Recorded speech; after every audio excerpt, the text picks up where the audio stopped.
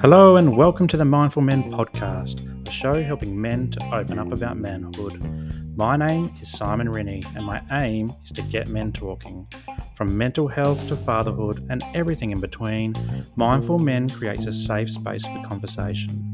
Now, before we get into this episode, I want to say a huge thank you for joining me. It means a world for you to join me and talk about men's issues. And if you love what you hear, please subscribe and share the episode with your mates. You can also join the conversation on Instagram and YouTube, and I'd love to connect with you there. But for now, sit back, relax, and let's get mindful. G'day guys, and welcome to another episode of the Mindful Men podcast. I'm your host, Simon Rennie, and today we're getting mindful about shift work and how shift workers can thrive and not just survive. I'm really excited today. I've got Roger Sutherland from Melbourne, Victoria on the line. How are you going, Roger? I'm going very well. Thank you, Simon, and thank you for having me. No worries. Thanks for coming on. So you're a dad and you're a veteran shift worker, a nutritionist and health and wellbeing coach through a healthy shift. It sounds like a pretty cool CV. It's been a total change in direction for me, Simon. So what I did was I'm a veteran shift worker. I work in law enforcement here in Melbourne, in Victoria. I've been doing that for almost 4 decades. At around about 34 years, my health was really suffering as a result of shift work. So I started on my own health journey because, I was suffering from a condition which is known as sacral iliitis, which is inflammation through the hips. Mm-hmm. And what I did was I then went on my own research around nutrition and training, and because I was told that I was going to have to be on anti-inflammatories for the rest of my life. So I thought what I would do is go off and research doing it. I ended up doing a few programs to get some unilateral movement through my hips, and I started feeling really good. And nutrition, of course, food is medicine, best possible medicine that we can actually have. And it's amazing how when I look back from where I was to where I am today, just by doing those little 1%ers along the way and habit stacking, we tend to build on that to get to the stage where we can lose the dad bod, so to speak, and turn our life right around. So at 35 years in my job, I was looking around and I could see that shift workers were really struggling, with lack of education around what to eat, when to eat, what to do. So what I thought I'd do is I had my own journey, but I wanted to become evidence-based, learn properly around the chrononutrition, meal timing, what the best thing to eat is and when, and get evidence-based facts on it. So I went back and studied nutrition. I came out of that with a certification in evidence-based nutrition. So I'm a certified nutritionist now. In June of 2020, I actually had a what they call a TIA, which is a transient ischemic attack, which is a minor stroke while I was out walking. As a result of that, I've completely pivoted now to being starting my own business, A Healthy Shift. And what I do is I now coach shift workers one-to-one in nutrition and health and well-being, managing stress. And as you know, for the last 2 years, it's been horrendous, hasn't it? So, with COVID, lockdowns, etc. So, we've been nursing emergency service workers and frontline healthcare workers through that, getting fantastic results. Wow. And the first question I thought of when I looked up your CV was 4 decades in shift work. Why? Why? I know it's a good question, isn't it, really? It's something that I've always been, I actually enjoy shift work, to be perfectly honest with you. I've always enjoyed it. I love the idea of going to the shopping centre when, there's nobody else around or you can time it instead of having to go on a Saturday morning when you're trying to battle with the rest of everybody trying to find a car park. If you want to make doctor's appointments or specialist appointments, dentist appointments, they're always available during the day. And I love that. And, you can go and play golf. You can go do whatever you want to do because you're not battling with everybody that has only got their Saturday or Sunday to be able to do that in, or their rostered day off. So, that's one of the main reasons. I've just really enjoyed it. Plus, with my children growing up, because I've got 2 children, with my children growing up, it meant that I could be more present, take them to school, pick them up from school, go to all of their functions. Of course, I missed out on a lot of their nighttime functions and obviously Christmas lunch, etc. But I was able to drop them off and pick them up. So, yeah, I was a lot more present with the children during the days. Yeah. And so you're in Melbourne. Have you been in Melbourne your whole life? No, I've always been in or not far from Melbourne. I grew up in Melbourne until I was 10. And then we went down to Gippsland with a sea change with my parents who bought a business down in South Gippsland. So I lived down in South Gippsland for a period of time and then came back up to Melbourne when I was 17. And I've been back up in the city then. And then started working, doing what I'm doing at 20. And what am I now? 58. I just turned 58. So 38 years. It's a long time. Yeah. So you're a Victorian. Are you into footy? I was into footy. Unfortunately, I've lost a bit of passion for the footy through COVID, but Yep. I'm a Hawthorn supporter. So I've actually just bought the three-peat book to relive through the glory days, three-peat, which, I was very, very present, very supportive. I'm still a gold member of the club, and I went to the game Saturday week ago, but I'm just a little bit disappointed in the AFL and how the AFL is going. Yeah, anyway. Let's not talk about the footy at the moment. I don't think my team's going so well at this point in time, but I must admit I've lost a lot of interest for the footy, but I'll get back there. It was a Yeah. pleasure. Yeah. I love talking about footy because I'm from Adelaide, so I'm a Crow supporter, and so it's nice talking to people who are fellow AFL lovers. But yeah, we're not doing too well either. So we've got the camp thing that keeps coming up, and we're on the bottom of the ladder. So Yeah, fantastic. I travelled to Adelaide. I'll tell you what, I went over to Adelaide literally just for the footy. I've got a friend of ours who's a Port Adelaide supporter, and I know you're not allowed to talk about that sort of stuff. Don't hold it against me, Simon. Hold it against me that they're a Port Adelaide supporter. But what I loved was I absolutely loved the culture of Adelaide. Adelaide's a beautiful CBD, beautiful city. Highly recommend anybody that comes to Australia to visit Adelaide because it's got a very similar but more chilled culture than Melbourne's got. Great, great cafe culture. And I love the mall, walking through the mall and then just seeing the Adelaide Oval there and being able to walk to the game, go to the game, and then afterwards come back and hit a few bars after. Well, apparently you can hit bars. I'm told you can. It is nice, although I haven't lived there for quite a while. I've lived in Canberra and Hobart and now and Brisbane and now the Sunshine Coast. So I've moved around a bit as well. So, but you're a dad, so I love talking to dads as well on the show. And tell me a bit about what fatherhood means to you and your kids and life growing up with the kids.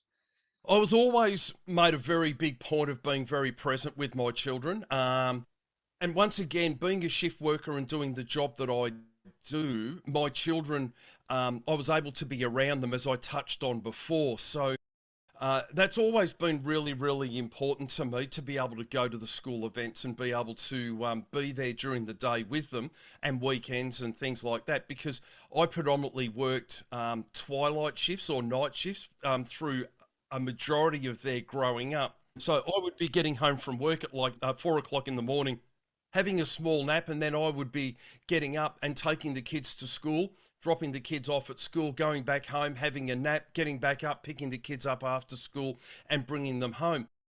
Watching my kids flourish and go really well has been very rewarding for me. My son just turned 30. He worked on a cruise liner for 6 years, Cool. 5 or 6 years. Was a singer and dancer on a cruise liner, so I was able to take him on the weekends to his dance classes, and it's a very unique thing for a boy to be doing. Mm-hmm. But him working on the cruise ship gave me the opportunity to actually go on a couple of fantastic 6-star cruise liners and enjoy the experience of seeing him actually working on the ship, which I found incredibly rewarding as well. We touched on footy and our love for footy, and then you touched and your son singer and dancing. Footy culture is big in Australia and sports culture, but so taking your son to dancing and singing, what was that like as a dad? It was amazing, and I've always supported it, Simon. And I'll tell you why. And it's funny you should mention this because I always spoke about this with people, that I would take my son to dancing on Saturday and then he would play footy on Sundays. Yeah. And I'll tell you, it actually taught him balance. And if you go back and look at James Hird was I think from memory, James Hird actually did ballet for many years. And if you look at the poise, when you go back and you watch James Hird play football and you look at his poise, it actually, you can actually see it. And I think you'll find that by people, we shouldn't demonise, we should support our boys doing whatever, and we should support our girls doing whatever, particularly now, Simon, because if you look at it, if my daughter said, oh, I want to go and play footy, would you support your daughter playing footy? Oh, 100%. Of course 100%. you. So why wouldn't you support your son dancing? Because, you know, dancing's really cool. And I'll be honest with you, and we can talk about this because it's a bit of a hidden one. Look, Kyle always, my son, always said to me, Dad, I'm around some of the most beautiful women that God ever put breath into, wearing bugger all, and I'm cleaning up here. He's got it figured out. He was way ahead of the game. He'd play footy on Saturday, then he'd go and dance with the girls on Sunday. He was way, way ahead of the game at that stage, Simon. Yeah, so not just a hat rack. Don't worry about hat rack. He got it all sorted out. Then he got the job on the cruise liner, and he met his current fiancée on the cruise liner as well. She was not a dancer, believe it or not. She's a Romanian girl, beautiful natured girl, worked in the retail on board the ship. And they've been together, and now they've given us the most beautiful granddaughter who's about to turn 2 years of age as well, young Luna. So I get to go and play grandpa now as well, which I did last weekend. It was difficult through COVID, not being able to travel over that period of time, but or not being able to get to them. But now we're, you know, making the most of the time that we can actually spend with the 2-year-old granddaughter. And Simon, that's a whole new world when you're a grandparent. It's a whole new world. Because you can fill them full of sugar, you can fill them full of flowers, you can run them rampant, and then you just hand them back to the parent, get in the car and drive off and smile. we're in that 5.5 and 2.5-year-old stage, so we're on the receiving end of. Yeah. Well, I'm that grandparent, Simon. I'm that grandparent. I'm the one that fires them up and then leaves you with the mess to try and calm down. And you can do that because you've done the hard shift yourself, you know? I've done it all. Yeah, I've done the, you know, raising the children. So I've got a 30-year-old son. And now to go on to my daughter's 28 years old. My daughter quite cunningly has always wanted to be in the police. She's always wanted to be in the police for many, many, many years. And she was always that perfect person. She was always very present, very aware of who was around, very aware of who was in the room. Even though she didn't engage, she was an observer, and I always thought she was going to be the one. She'd be really good.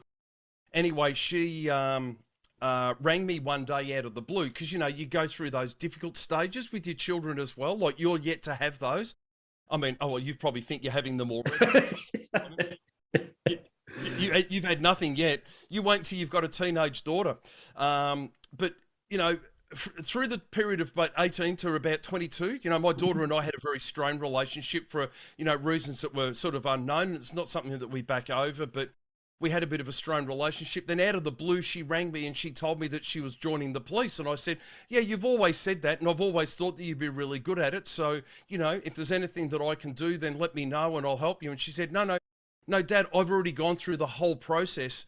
I start in 2 weeks. I went, what? Wow. Yeah. So she'd gone through the whole thing because she's a bit like that, Simon. She's doesn't want to let people down, so she just does things. She's a quiet achiever. She does things quietly in the background, and so she's been in 4 years now. She absolutely loves doing what she does. She's very victim orientated, so she helps victims, and she absolutely loves it. And I couldn't be prouder of what she's actually doing. As a father of a police woman, it's terrifying. Yeah, it's absolutely terrifying in the world that we live in today. Hence, she doesn't realise, Simon, but when I text her 15 times a day, she thinks I'm just being a loving dad, but I'm actually just checking to make sure she's still around. I was going to ask that, like, you know, what was it like when she told you that she was starting in 2 weeks, like as a dad, like going into that kind of profession? I was really, really excited. I was really excited because of my own background, and it meant that I could live vicariously through her with what she was doing as well and things like that. So that was really exciting for me. And then I hung up the phone and then I thought about it and I went, wait, no, hang on a second. What am I doing here? This is not good. How do I talk her out of this? But I never have, and I've always strongly supported her. even though I'll chat with her on the phone and she'll tell me stories and I put the phone down and then I go and stick my fist in my mouth and bite down hard just to bring myself back to reality, because I'm absolutely terrified of her being out there at night, running around, chasing, criminals and things like that. But don't worry, my daughter can look after herself. Don't worry about that. No problems at all. And she now is actually engaged to another policeman, which she's been with for a long, long time from her polo cross days. They've been together for, I think, 9 years or so. And in November, I get to walk her down the aisle, which is going to be really exciting. And because she's in the police, it's being held at the Victoria Police Academy, the wedding, and I get to walk her down the aisle of the police academy, which is where her mum and I got married as well, which is going to be a truly special event for us as well. So wonderful. That sounds amazing. Like, and thinking about your son and his dancing career, like, what's your dance moves like? Have you got something in mind for the wedding? When I dance, or even when I cross the floor to go and get a packet of chips, it looks like I've had an epileptic fit. I'm not very good at dancing, Simon. And I have to, obviously, I will be able to tap the what will be her husband at the time on the shoulder to take my daughter for a dance. And I'm going to have to practice. I'm going to have to practice a lot to make it look like I'm not some loser, because I'm not a great dancer at all, unless I've had 6 beers. I can't wait for my kids to have their weddings, and I'm just going to tear up that dance floor. Be a great day. I'm really looking forward to the whole event. I'm really looking. We've had a false alarm, Simon, because of COVID, obviously, but it's been something that I'm really looking forward to now, because it'll definitely be a go ahead now. Yeah. So was she planning to get married during COVID? Was that? Yeah, we had a date set last year, and and we were in. I think the reason why she cancelled it was because everyone at the wedding had to wear masks and you weren't allowed to dance. Yeah. So they called it and they just cancelled it until they could have what they wanted, because she wanted the full wedding.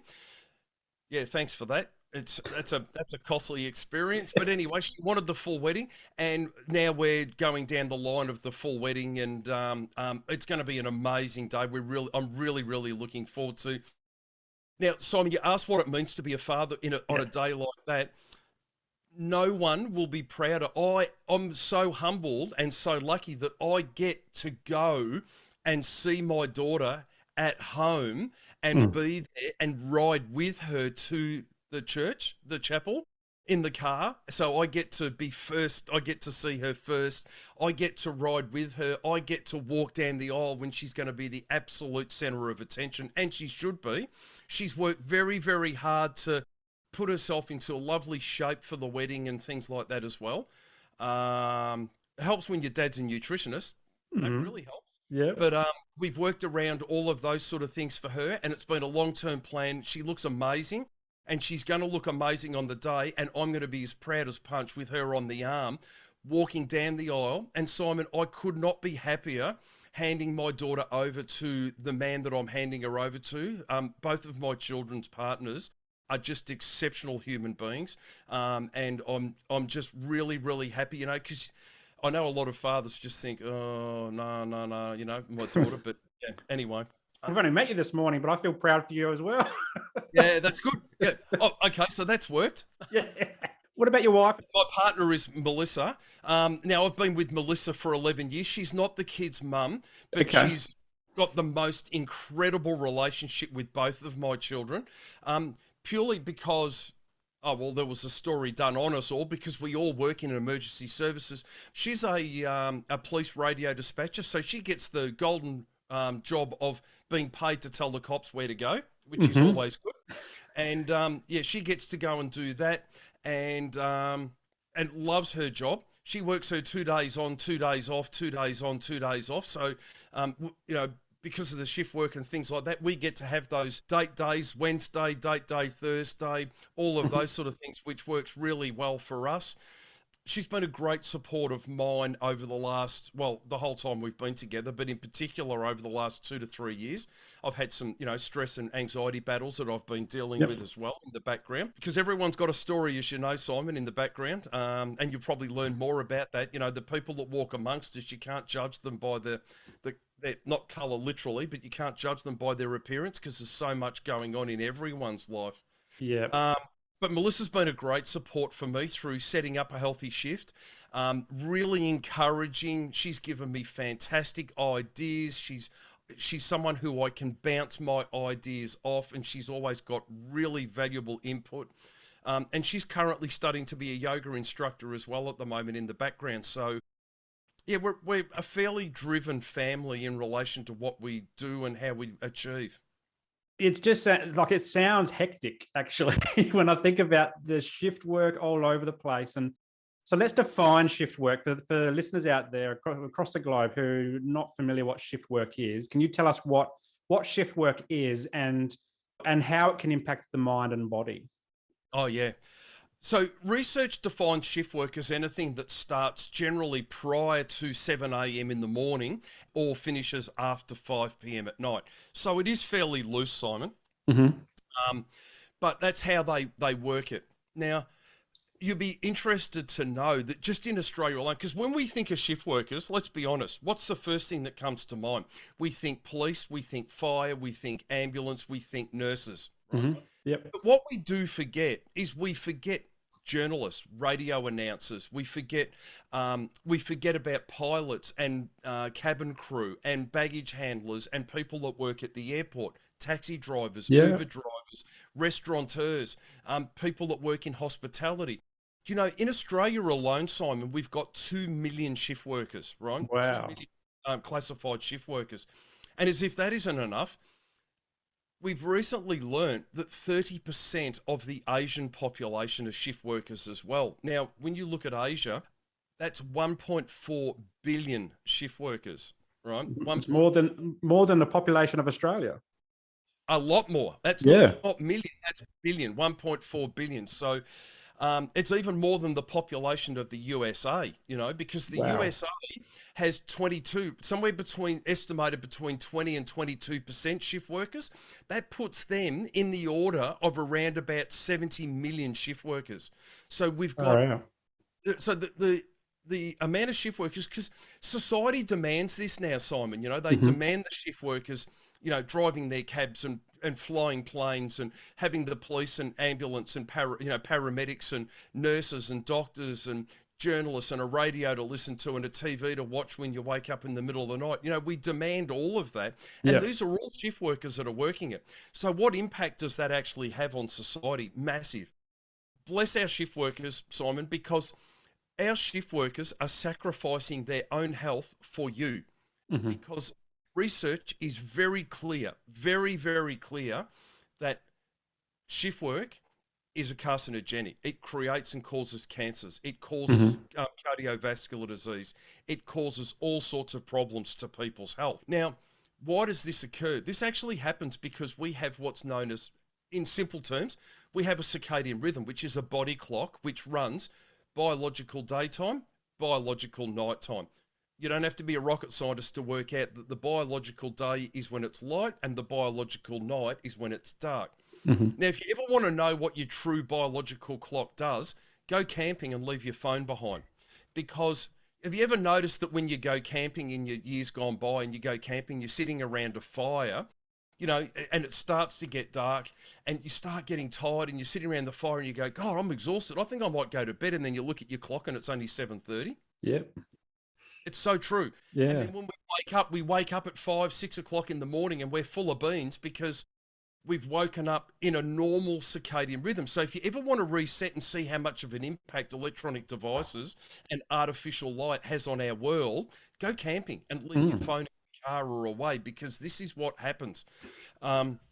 So shift workers are living outside of their natural biological clock, and this causes all sorts of metabolic problems to their systems, and particularly more so to females than it does to males.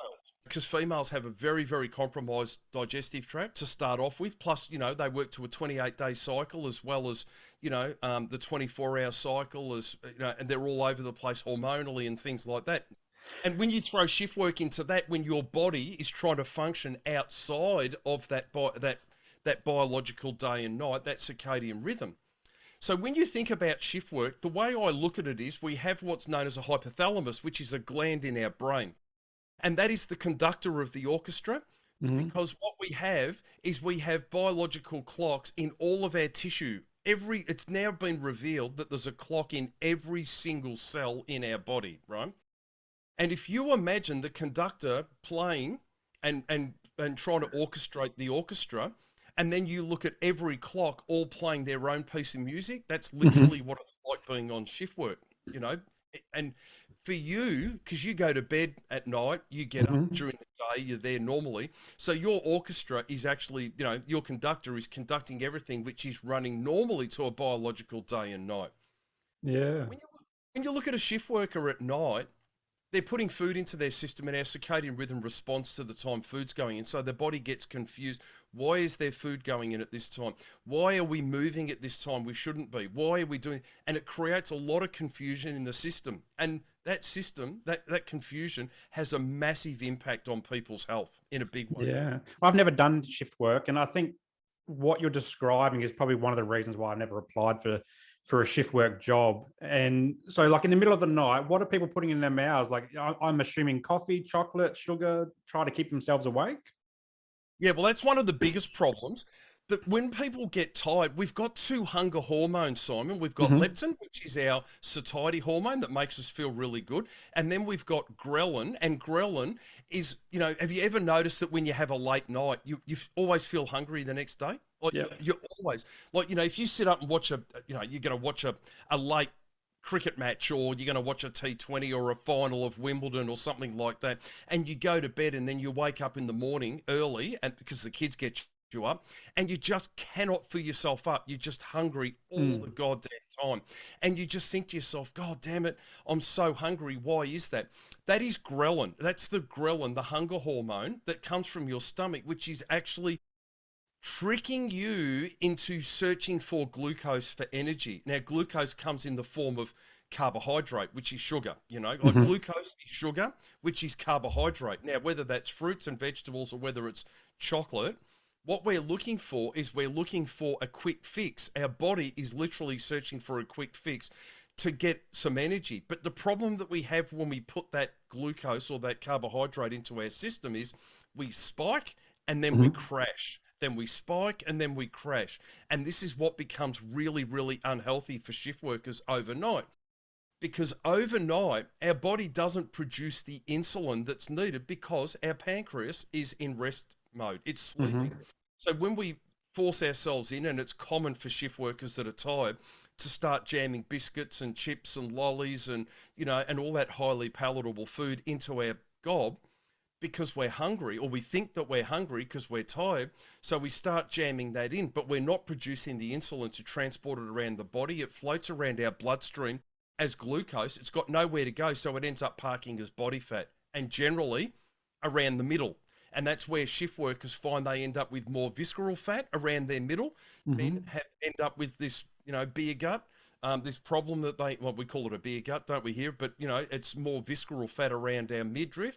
And it causes us all sorts of health problems, cardiovascular disease and health problems there like that. So that's what we need to avoid on night shift. Yeah. And do you see any trends with new shift workers coming into the force, or nurses, doctors, or whoever, whatever their job is? Are they consuming different types of food to more veterans like yourself, or is it doesn't matter? It doesn't discriminate. It doesn't discriminate.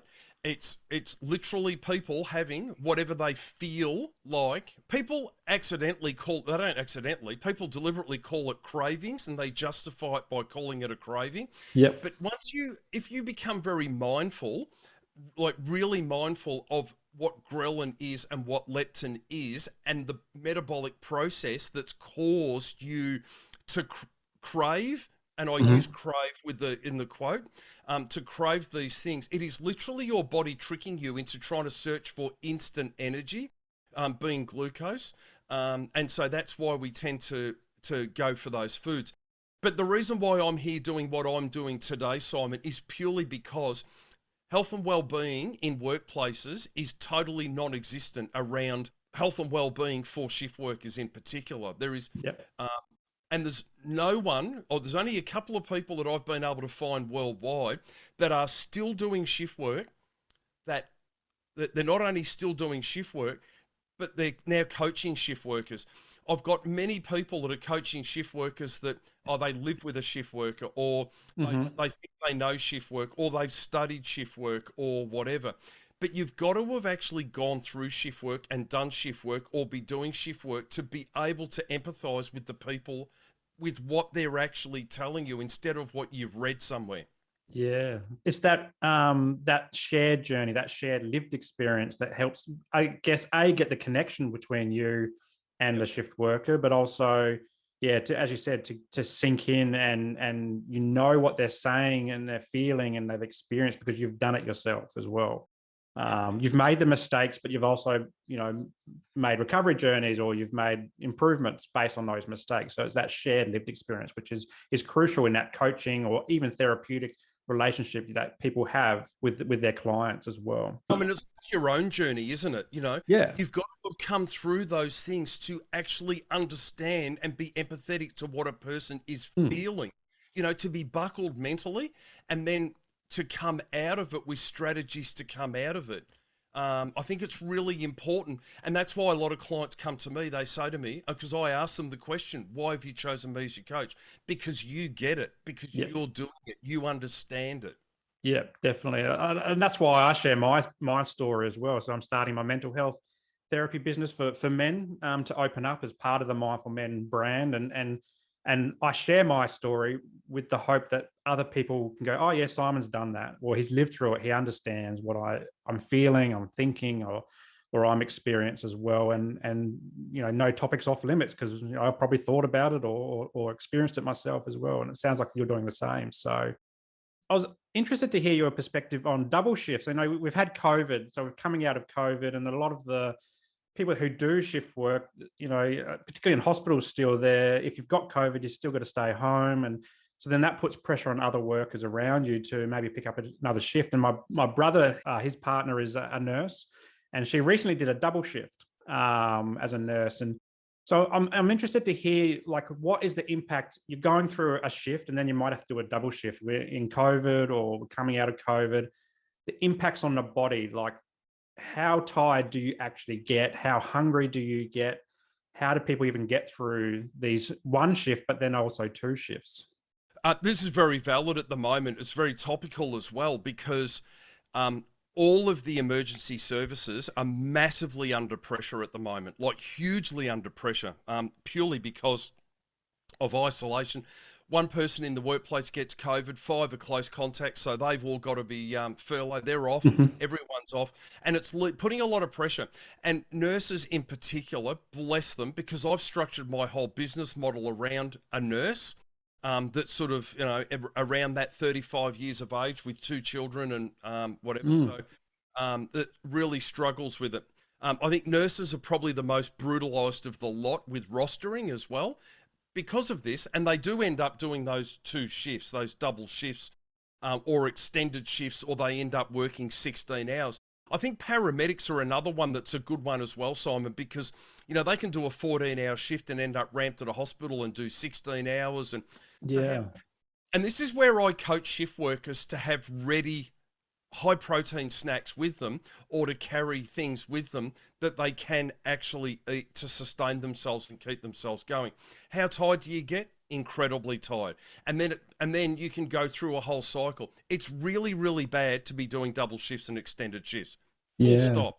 And people coming out of night shift that stay awake all day to try and get back into sync with their circadian rhythm, that's another no-no as well, because it causes you all sorts of grief. So the impact on that is enormous, because when you understand the processes, the longer you stay awake, the more sleep pressure builds up in our brain, right? We get sleep pressure that builds, and that's what they call the sleep homeostat. And with the sleep homeostat building, and you haven't been able to sleep, what happens when you get in your car to drive home? I wouldn't like to imagine, you know. No, that's right.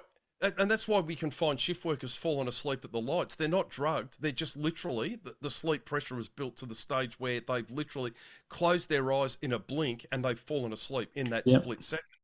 And then when they get home, they can't sleep, which is a classic problem for a shift worker as well. And you mentioned that like your business was structured around a nurse with two kids. So Yeah, obviously they're going home and they're being parents. yeah, Yeah. exactly right. You know, and shift working females need to have really strong and supportive husbands as well. Like really, really good, strong and supportive husbands, because, you know, financially shift work is enormously beneficial, Simon, and that's why a lot of people do shift work. Hmm. Not only because of the roles that they're performing. Like if you want to be a nurse, you know that you're going to have to do shift work. If you want to be a paramedic or police or fire, you know you got to be a shift worker. You know, everybody knows that they've got to do those things, right? But the problem is, you need a good support unit at home. And this is where women doing shift work, the husbands need to be a really good supporter. Or if a husband's doing shift work as well, we can actually find that men doing the shift work with the women at home, a lot of men can feel very guilty. And when Hmm. they come home, instead of prioritizing that sleep, they feel so guilty that they tend to try and step up and do absolutely everything to help their wives as well. And as much as bless them for thinking that way, they'd be better off going and getting 4.5 hours sleep and being really present and up and about in that period of time. Does that Yeah. make sense, what I was It saying? does actually. I've seen a lot of social media. I follow a few guys who work in the mines, and they have that similar feeling of guilt. They're away for weeks on end, come home, and because mining is shift workers in many Of course it is. mines, and then they come home and they're trying to do the same thing. They're trying to catch up on the weeks that they haven't been there. Right now, Simon, I'm trying to get contact into the mines at the moment for the health and well-being, and I struggle to find a contact to do that, because I want to be able to do health and well-being workshops to literally deal with that Yeah. as one of the things, because when you are on your 2 weeks on and then your 2 weeks off, or you know, 3 on and 1 off, or however the system works for that particular work, we really do need to address that guilt, because that guilt is real. It's very, very real for men that go away to the mines and then come back. And because they've been away, they feel so guilty. So they feel like they need to be up the whole time working, whereas they're exhausted. They're tired. Mm. They bring good money home. They're really tired. They need to get that rest, sleep, get back into that normal. Because a lot of them, you know, will go and do a week of nights and a week of days, or a week of days and then a week of nights, and then come back and they're exhausted, and they Yeah. would be better off taking a few days to recover and then being 100% present, instead of and managing the psychological side of managing that guilt as well. I Mm. think it's a really valid point, and I think working with that is a really important thing to do moving forward. Yeah. Now you're a Mac Nutrition Uni certified nutritionist. Yes, that's right. Bit of a tongue twister. It Tell us about what this means to you and like what it is. How do you do it? How does it all make sense for you? And how then you use that in your coaching for other shift workers? Yeah. So when I was actually looking to do nutrition, I went and saw Martin McDonald, who's the head of Mac Nutrition Uni. Hmm. I saw him do a stand-up talk at the convention centre here in Melbourne on the 1st of July 2019. And I spoke to him because his course is very, very unique. Only Hmm. 400 applicants a year get to do it, because it's a gold standard in nutrition course. Like it's what they call evidence based. Now, Yep. what an evidence based practitioner is, an evidence based practitioner is actually a person who totally understands research, reads research, and can debunk myths, or look at the confounding variables around research that goes, yeah, I know that paper said that, but you know, and you can break all those sort of things down, right? Hmm. So I spoke to Martin and I said to Martin, hey, I'm a veteran shift worker, but I want to really coach shift workers. And the first thing he said to me was, oh, the best advice that you can give a shift worker is tell them not to do shift work. And I said, that's great, Martin, but we need shift workers. Yep, Yep. maybe we do, but tell them not to do shift work. And I said, so when you pick up your phone and dial 000, who's going to answer it? Who's going to Mm. come and help you? if you have a turn and you have a medical episode or something happens, who's going to turn up? So what I want to do is I want to teach people the best possible way to go about doing shift work from an evidence-based perspective.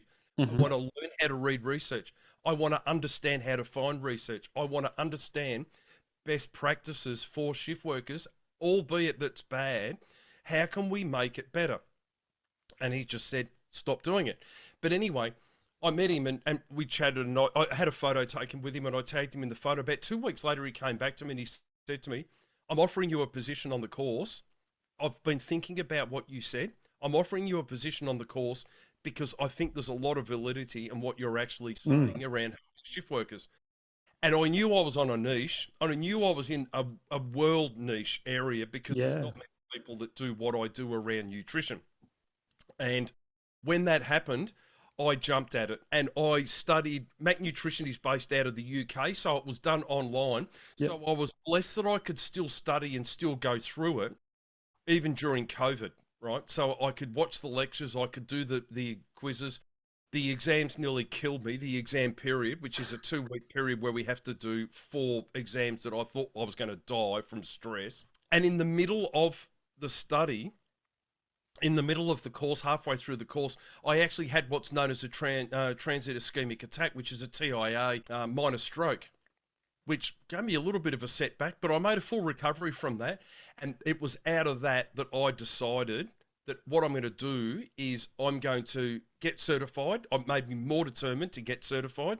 I finished that, and then I decided that I was going to start my business so that I could help shift workers to manage not only nutrition around shift work, but I wanted to branch into health and well-being and educate shift workers around the importance of managing stress, being mindful and practicing gratitude around a lot of things, because it makes an enormous difference. And I think you've probably read The Resilience Project from Hugh Van Cuylenburg. No, I haven't actually. No. Tell us a bit about it. Simon, Hugh Van Cuylenburg wrote a book called The Resilience Project. It's a life-changing book. On my Instagram profile, I've got a review of 2 of the books. One of them, his first book is called The Resilience Project. The audio book is worth listening to just in itself because he is the best storyteller I've ever heard, Hugh. He actually tells stories around practicing the GEM principle, and he talks about the GEM principle as gratitude, empathy, and mindfulness. And I think when you practice gratitude, empathy, and mindfulness in your life, you actually change the filter of what you're looking at life through completely. Now, I can see you nodding, and I know that you totally subscribe to this, don't you? Yeah, I do. Well, this is Mindful Men to its core, really, you know. Absolutely mindful men. Because if we understand, if I may, just talk about my knowledge around this as well, because as you know, we have a reticular activating part of our brain, and the reticular activating it's a filter between our senses and what our brain actually processes, right? So what happens is we see, touch, smell, look at, and hear a number of things during the day, millions of things that occur during the day. But our brain can't cope with all of that. So we have a reticular activating system which actually filters out things that we just are not necessary or we don't need. And a classic example of that is when you decide that you're going to buy that latest color flat grey car, and you think, I'm going to buy this flat grey car. You know where I'm going with this, don't you? And then you're going to buy this flat grey car, and you're going to have it because it's unique and there's no others on the road and nobody else has got it. So you go to the car yard, you buy the car, and you're that excited, you drive it out, and then all of a sudden, every 5th goddamn car on the road is the same car as yours, isn't it? Yes. I'm seeing that with Teslas at the moment. I saw one and now I see a million of them. Right. Now, when people understand how that works and why that works, it's because before that flat grey car meant nothing to you, so your brain was just filtering out that side of the information. Whereas when you actually, it means something to you, the brain allows that information to go through. So through neuroplasticity, we are changing the way our brain thinks, right, and looks at things. Now, if you apply that to things in life with what you've done, and particularly this is what I work on with shift workers, and frontline emergency service workers because they're under enormous amounts of stress all the time, Simon, right? So what I do is I work on this particular gratitude and Mm-hmm. mindfulness with my shift workers because I get them to write gratitude journals every day with 3 dot points of something that they're grateful for every day. And I find that when it first happens, clients struggle because they're looking for massive things that Yep. make a difference, aren't they? They're Yep. not looking for the fact that they opened their bag and got their keys out and they've got keys to their own home. Oh my God, I've got my own home. And when I open the door and I walk in and shut the door, I'm safe in my own home. And that's something to be grateful for. You know, they're trying to look for, because social media and life teaches us now we have to look for the big things Mm. that give us this massive dopamine hit and we lose sight of all the little things. You've absolutely nailed it on the head. So my story is one of, I didn't really tune into mindfulness until I burned out in 2020. And people had always talked about gratitude journaling.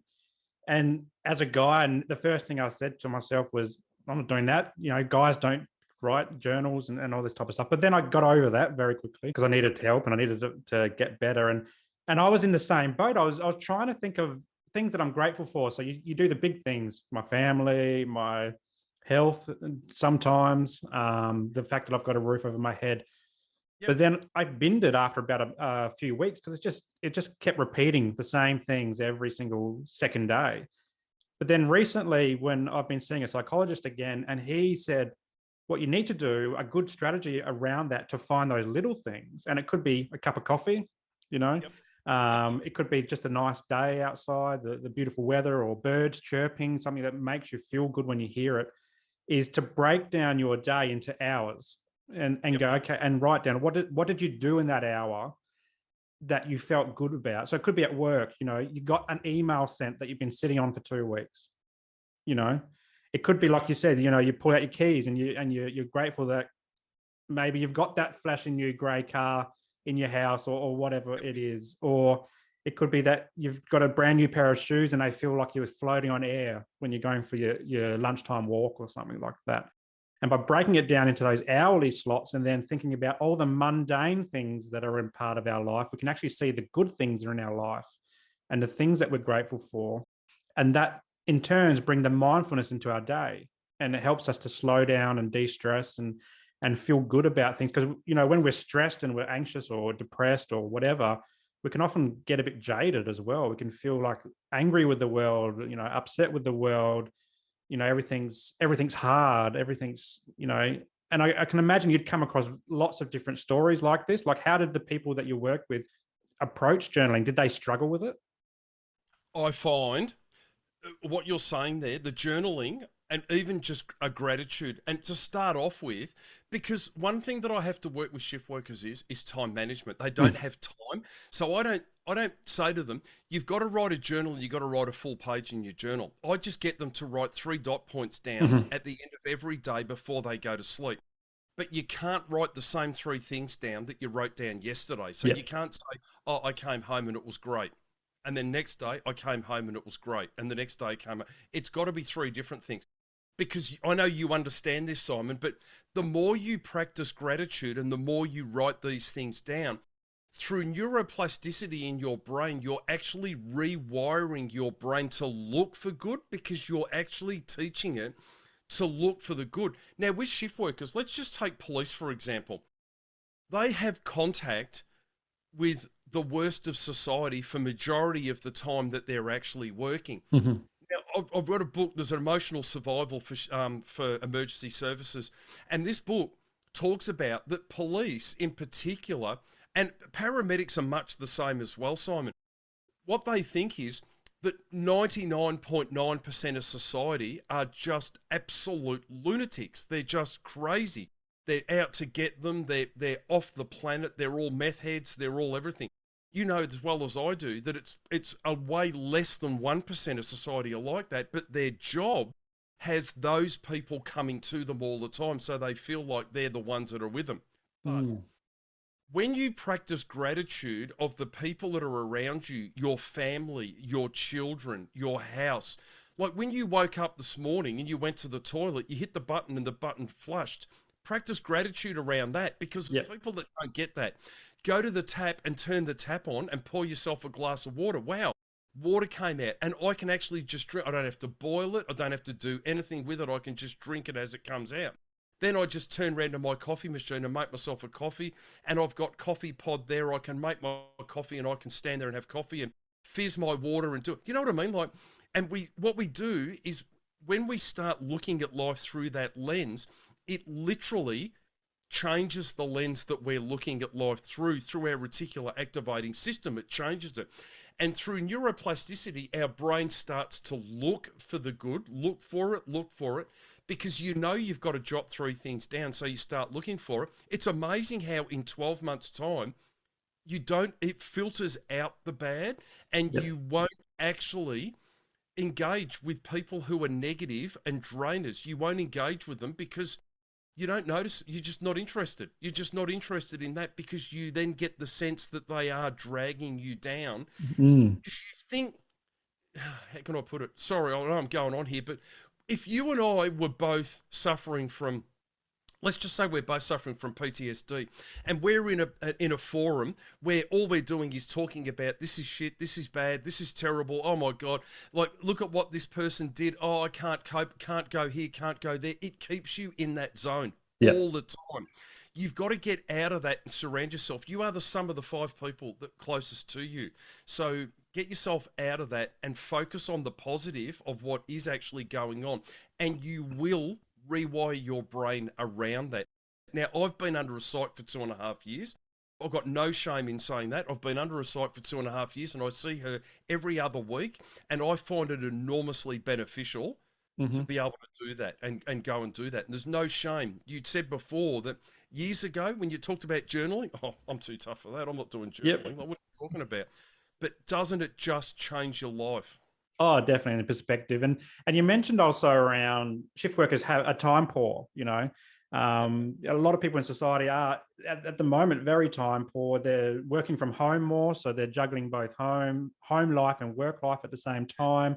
Shift workers, they're doing long shifts, and then so when do they consume good stuff? And you mentioned audiobooks as a great way to, you can be in your car on the way to work, or you could have it in on the earphones if you're allowed to listen to earphones as well at work or at home or whatever, and you can be consuming good stuff and be grateful when you're learning. Like I'm having a great time with you on today's show, and I'm learning so much about shift work, which I never knew, and I feel grateful just being in part of this conversation. And I think when we can shift our focus away from, maybe it's trash TV, watching too much Netflix, or radio shows that you're not really engaging with, or you don't like the presenters, or whatever it is, and then switch it and put in like a good podcast, a good audio book.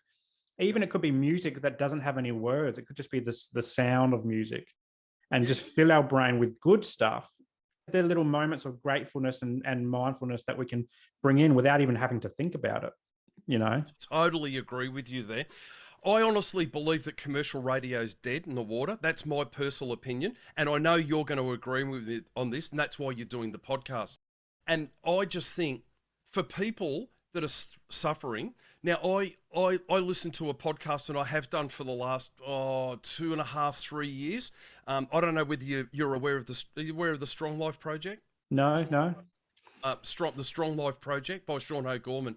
He's Mm-hmm. an ex-policeman from from Queensland, ex-dog handler, broken up with his wife, suffered from PTSD, depression, suicidal, was really bad, and he's researched a whole journey to come out of that. Now, his podcast goes for 11 minutes every single day, Mm-hmm. and it is exhilarating. It really does hit you in the feels of, you have to take responsibility. No one's coming to save you. If you want the result, you have to do the work. And I totally agree with that. And I do. Because you can leave yourself, and he talks about all of what we've just talked about. And Sean has really helped me no end just through a podcast, through free information. Yeah. Now, if I haven't listened to Sean's podcast for a while, and I'm going to go for a drive over to see one of my kids, and I've got a 45-minute journey, I can smash out 4 of Sean's podcasts on the way over there. Yeah. And I listen to one after the other, and by the time I get over to see my kids, I'm pumped and ready to go. I wouldn't listen to commercial radio. One of the other problems with stress is, we don't educate ourselves. Podcasts are great to educate yourselves in areas that interest you. Now, this podcast that we're doing now, it's going to interest a lot of people, but there's going to be a lot of people that it doesn't interest at all to Yeah. listen to us banging on, right? But that's the beauty of this medium. You can choose to listen to it. Some people will want to listen to a podcast about building houses. Yep. You know, that wouldn't interest me in the slightest, but how good is it that people can actually listen to a podcast on how to build a house, you know, like, and so on and so forth. And I think this is where we are lucky. Audio books now, we can actually put it in, we can listen to an audio book while we're on the road, or while we're in the air, or we're flying, or we're doing something, or we can actually listen to podcasts back to back, and draw information out of it that we actually want to draw out of it. And this is where I steer my shift workers into enhancing your knowledge in areas that interest you, instead of getting so bogged down in the shit that we live in today, or that you allow yourself to live in if you don't practice this gratitude. Now, I'm going to go back to this point. Hugh Van Cuylenburg's book, The Resilience Project, I implore that anybody listening to this actually gets hold of this book. It's called The Resilience Project. There's 3 books that I highly recommend in life. One's Atomic Habits, which you're probably aware of. With George Clear. Atomic Habits is excellent. The other one is The Resilience Project by Hugh Van Cuylenburg. I highly recommend that people listen to it because he's such a good storyteller. And then his follow-up book to that is called Let Go. Now, the good thing about his book called Let Go is he actually documented his sessions with his own psyche when he burnt out himself. And he's turned that into a book, and it's fascinating. It is so good. And it talks about letting go of, he doesn't carry his phone. He's uninstalled Facebook and Instagram off his phone. If he doesn't, it doesn't mean he's not on them, but it means he's got to go to his computer to use them. And letting go of things, really, really important. They're both fantastic books to listen to, and you'll smash him out because he's such a good storyteller. Wonderful. Might find the link, or get the links off you and put them in the show notes, because it'd be great. I'm keen to check them out as well. I'm always looking for good resources and so forth. So the GEM principle that Hugh talks about, gratitude, empathy, and mindfulness, I've brought forward into my own coaching because it is so goddamn powerful, Simon. And I highly recommend that people listen to it. I'll send you the links via the email, and you can add them into the show notes, because these books are phenomenal. So tell us about a healthy shift, and what's some of the things that people can expect from you if they're going to do some coaching with you. You've also got the podcast as well. So tell us a bit about, what's happening with a healthy shift. Okay, so with a healthy shift at the moment, what I'm doing is I one-to-one coach. I've got very, very limited spots that I take people.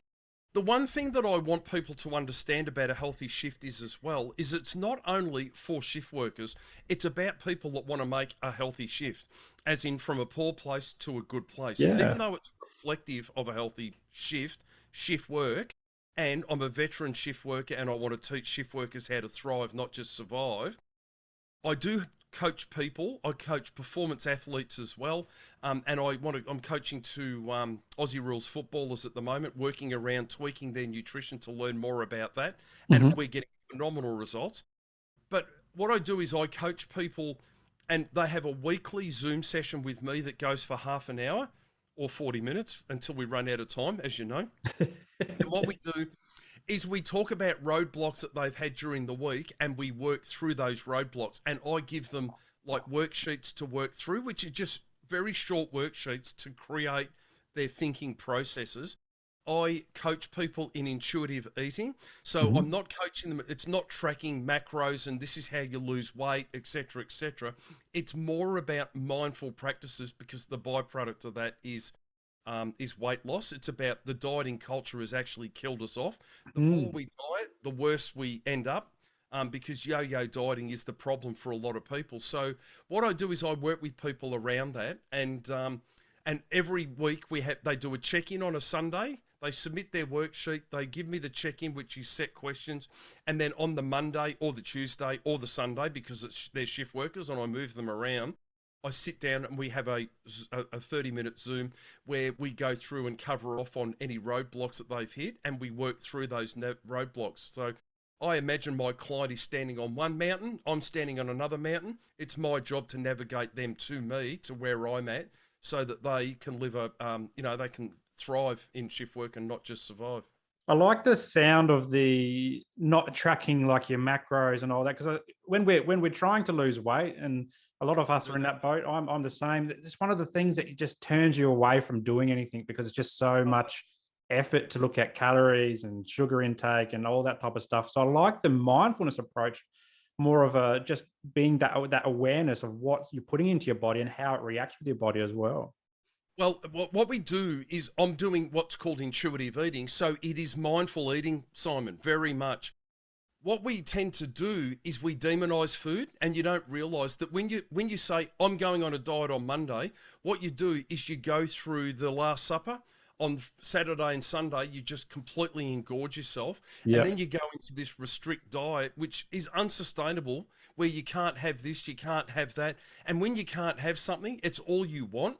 But what I do is we don't have any Last Supper. We literally just ease into it, and we talk about dieting culture and how dieting culture has actually ruined the way that we think. And if you think about it, when you were growing up, I'm not sure whether you were in this position, but I know I was. When you were growing up, you weren't allowed to leave the table until your plate was empty.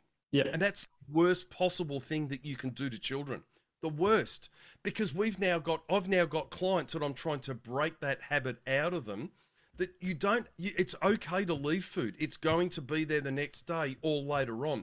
And it's okay that some days we eat a little bit more and on other days we eat a little bit less. But it's about attunement and getting back in touch with our hunger and satiety signals and giving ourselves permission to eat. And it's amazing that when you give yourself permission to eat all foods, that it doesn't have the impact that you think it will have. And to demonize carbohydrate or demonize sugar or to go keto or something like that, it is not the answer.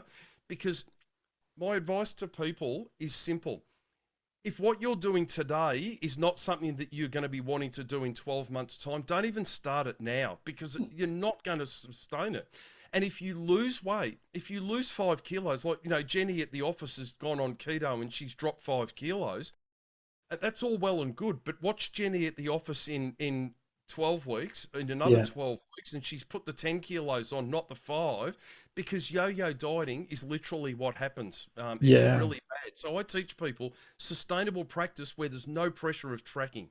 We've talked a little bit about stress today, and I'm wondering, like, a shift worker might come home, they're really stressed, and they might crack a beer as a de-stress type thing. How does alcohol impact what you're doing in terms of working with the shift workers and monitor and being mindful of nutrition as well?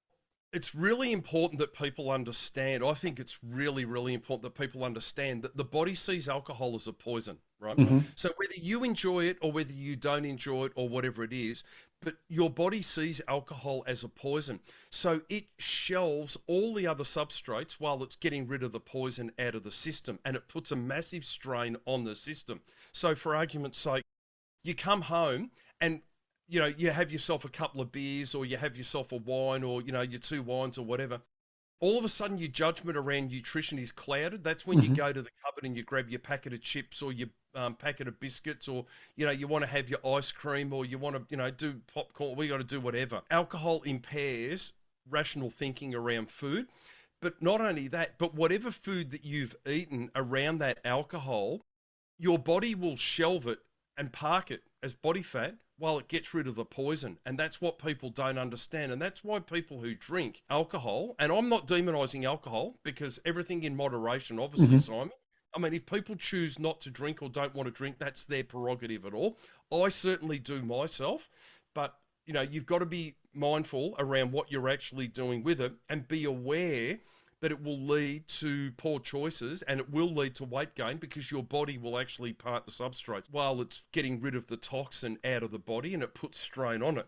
But it's not the solution. It's medicating, it's self-medicating, as you know, and it does cause more problems, because people use alcohol to numb a problem.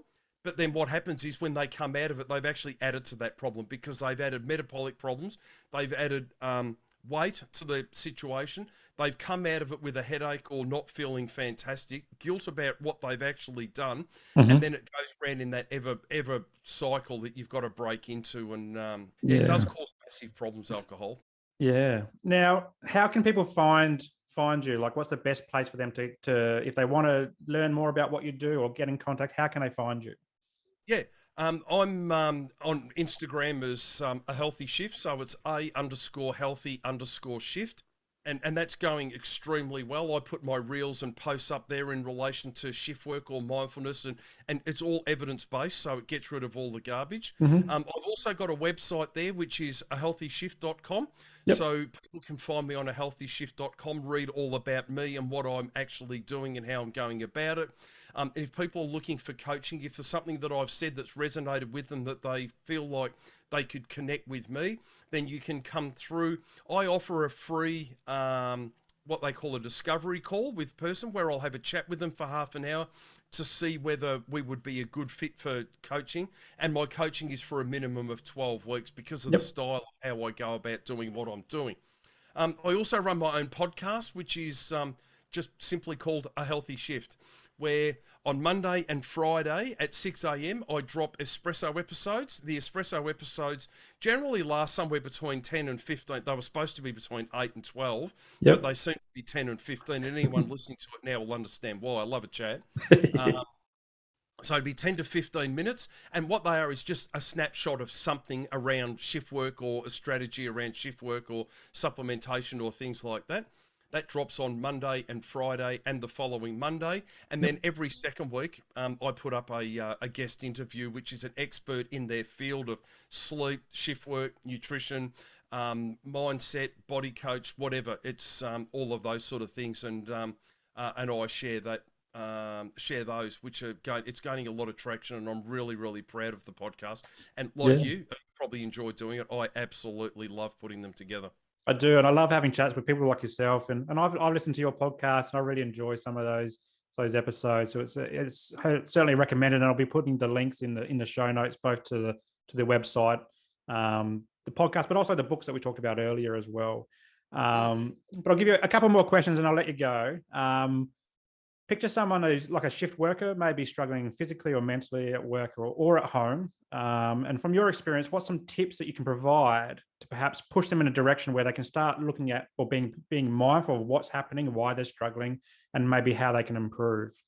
I think the word mindful is really important. We need to practice gratitude of what we actually have instead of worrying so much about chasing the dopamine hit for what we don't have. Mhm. Because that dopamine hit that you get from buying the new car, buying the new house, buying the new laptop, buying the new camera, whatever, it doesn't last, Simon, does it? Like, it doesn't No. last. You're always chasing that dopamine hit. So be grateful with what you've got and with your surroundings. Now, in relation to a shift worker, I always say one of the biggest problems that shift workers have is they want to start on Monday. It's the same with every dieter. They want to start on Monday and then it's all or nothing. And Yep. all or nothing generally ends up in nothing. It never ends up, it starts with all and it ends up in nothing. And I'm a very, very big advocate for taking ownership of where you're at, accepting where you're at, and putting a 1%er in place to start stepping in the right direction. Yeah. And I honestly believe, and that's why I so strongly believe in your principles of what you're doing in relation to this podcast as well. And that is, I honestly believe that mindfulness is the key and practicing gratitude, because I think when you do that, you change the filter and you do become much happier in your own life. And I've found with shift working clients that have come to me, overweight, highly stressed, wanting to diet, wanting to lose body fat, when we practice gratitude and mindfulness, it literally changes the way that they look at things and the Mm. way that they feel about things, because we do get caught in this vortex, don't we, Simon? Yeah, definitely. Yeah. And I think you can turn that around, and you absolutely can turn that around, and you should have confidence that you can. But my 5 principles of health that I have for everybody is, number 1 is sleep. Sleep must be a priority for everybody. And if you're sitting there watching something on Netflix and binging on that at night, ask yourself if you would set an alarm for 5 a.m. to get up and watch it. Because if you wouldn't set an alarm to get up and watch it at 5 a.m., go the hell to bed now. Yeah. Because what you're impacting on is your health in a really, really big way. And I know people say, oh, but I'm winding down. You're actually not. Watching the TV is blue light exposure. It's also stimulating your brain. You're concentrating on what you're doing. It's not. So if you wouldn't set an alarm for 5 a.m. to get up and watch it, don't watch it now. Go to bed, right? Because it's Yeah. always there, Netflix. The next one is nutrition, and it's just going for a higher protein and higher fiber diet. And we are what we eat. So the more nutritious food that we put into our system, we don't demonize food, but there is more nutritious food and there is less nutritious food as well, obviously. And there is a direct correlation between what we eat and how we feel. There's no doubt about it, all right? When people are up and about when they're eating really good nutritious food, and then there's, when you're sitting there slamming biscuits on the couch at night, you feel awful, right? Now, I'm not demonizing biscuits in any way whatsoever. It's your choice. If you want to do that, that's fine. But don't complain that you're feeling really, really ordinary because of it, right? So that's nutrition. The other one's hydration. Now, I focus on hydration because it's amazing the difference that hydration makes. People try and slam 2 litres in a day, or people try to put 8 cups in, or the evidence is very simple. If you have clear or straw-coloured urine, you are properly hydrated. It is literally that simple. If you go to the bathroom and your urine is yellowy colour, then it's time to drink up, because water is actually the essence of life in our body, and it keeps the cells energized and it keeps us going really well. The sensor for nutrition and for hunger is also in the same place in the brain, and it can get very confused. You can think you're hungry and you can drink a fair bit of water and you find suddenly it wasn't actually hunger, it was dehydration. So don't confuse hunger with dehydration. So that's hydration. The next one is movement. Now, I actually move away from exercise or a workout. It's movement. Acknowledge your body moving. Take yourself for a walk. You don't have to carve out an hour every single day to go for a great long 10,000 steps. You can go for a walk around the block. Research shows that when we are vertical and in forward motion, our mental health is a lot better. And that's what research shows. So by being vertical in a forward motion, it strengthens our mental health with anxiety and depression. And also, if you get out during the day in our vitamin D window, which is if your shadow is shorter than you are tall, then that means that you're getting vitamin D, 15 minutes a day of vitamin D. It's our happy hormone. It keeps us feeling really, really good as well. And the last one we have to manage is stress, right? Super important to manage stress. Stress has an enormous impact on our health and well-being. And to manage stress, and one of the best ways to manage stress I have come across without any doubt whatsoever is to be vigilant of how you're breathing. If you're breathing through your mouth, you are stressed. You're in what they call a sympathetic state. If you're breathing through your nose, you are actually in a parasympathetic state, which is where we want to live. Now, it's okay to be in a sympathetic state at times. Like if you're doing a weight workout, or you're going for a run, or you're exercising, that's a good stress. We want to be in that stress because it's important that we stress our body a little bit in that stage. But it's not a good place to live, and we need to get back into that parasympathetic side very quickly. And the way we do that is literally to close our mouth and breathe through our nose for 4 seconds, hold for a second, and then breathe out through our nose for 6 seconds. And if you do a few cycles of that, you'll feel yourself really calming down. And that's your body switching, the autonomous nervous system switching over to the parasympathetic side. And you'll notice that you will feel calmer and you will feel a lot better. And there's another book for you too, Simon. Breathe by James Nestor. It is phenomenal. I'll be sure to check it out. And you've touched on a few things that are stress relievers anyway, like the exercise, the vitamin D, healthy eating, switching off the telly. All those things are natural stress relievers in themselves. And you also even touched on seeing your psych or seeing someone, a coach.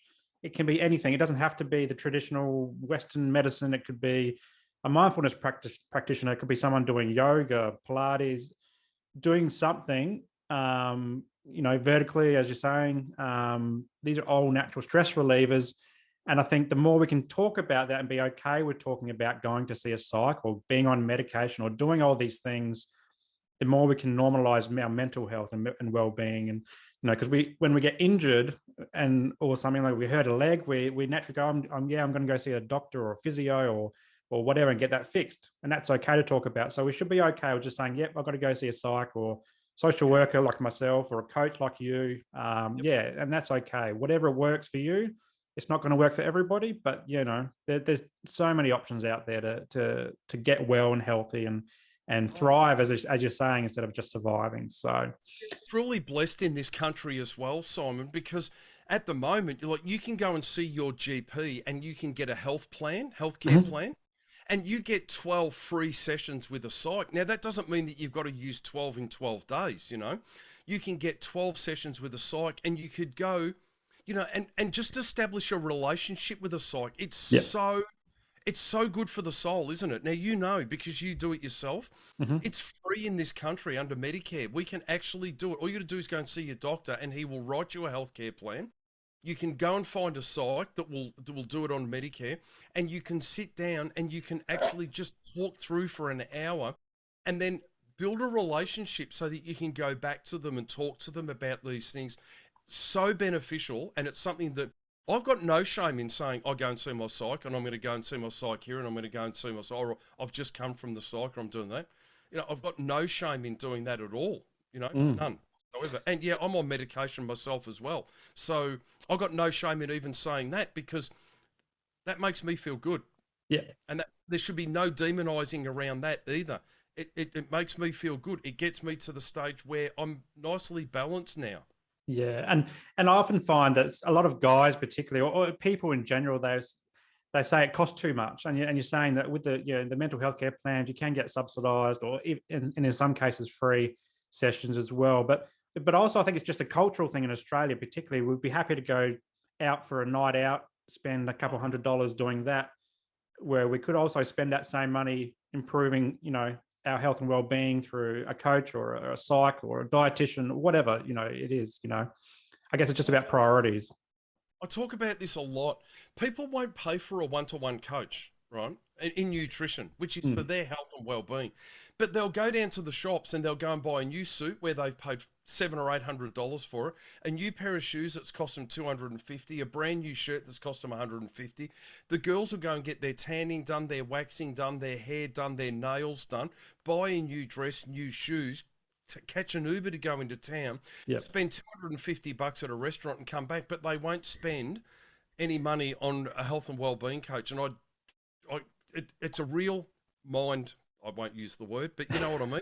It does my head in. It does my head in. Is the way I can put that. And it's really boggling as to that people won't prioritise. And there's no excuse here, because you can go and see a doctor. It's bulk bill. You can get a healthcare plan and medications. Medications are cheap as chips as well, because our government subsidises those. You can get a healthcare plan where it's not costing you anything to see a psych. So you're only making excuses. That's all you're doing. You're not actually being true to yourself. Or there's lack of education around it, that we need to educate people on that. Yeah, and there's conversations like this that we're having today, I think, can help to inspire people to start shifting this focus and this mindset and start looking after their well-being. But Roger, I could talk to you all day, literally, but I'm going to let you go. Appreciate your time, I really have enjoyed it. You've given us lots of plugs of books, and I'll get all the links from you, and we'll share them in the show notes so that people can check them out. Check out the Instagram page. I love the Instagram page because I'm on Instagram myself, and I'm just really grateful that you've come on the show today and shared your journey. I'm super grateful for the opportunity. Thank you so much, Simon. It's great to be able to talk about it.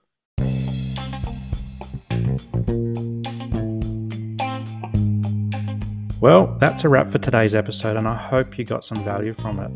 If anything triggered your mental health today, please reach out to your support networks. Also, if you loved what you heard, be sure to subscribe to the show and share it with your mates. For more from Mindful Men, you can check us out on Instagram and YouTube, and I'll throw the links to these pages in the show notes below. But until next time, stay mindful.